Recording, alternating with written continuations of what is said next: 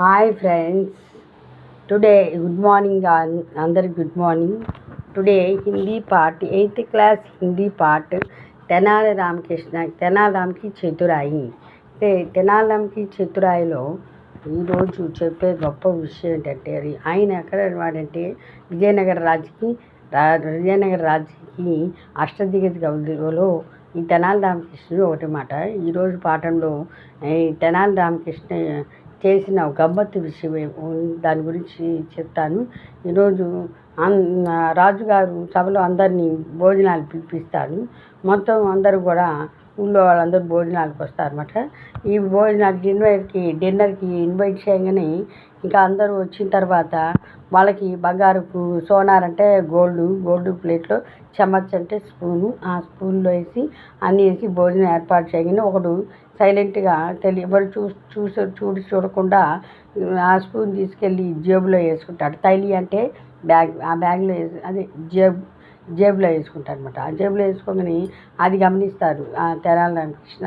అది అబ్జర్వ్ చేసి, సరే నేను అందరు భోజనానికి రాగానే అందరినీ పిలిపించి సమావేశపరిచి, హలో హాయ్ ఫ్రెండ్స్, ఈరోజు నేను అందరినీ భోజనం అయిపోయిన తర్వాత ఓ మంచి గేమ్ ఆడతాను, అందరూ సరదాగా ఒక ఆట ఆడదాం అంటాడు. అందరిని పిలిపిస్తాడు. వాళ్ళ మాయాజాలం చేస్తున్నాను, జాదుగారు అంటే మాయాజాలం, నేను ఒక ఇంద్రజాలం చేస్తున్నాను అని చెప్తాడు. అబ్బో ఏంటో అని అందరూ ఆశ్చర్యంగా చూస్తున్నారు. తర్వాత భోజనం అయిపోయిన తర్వాత అందరూ తహతహలాడుతూ ఏంటో అని ఉద్దుతో చూస్తున్నారు.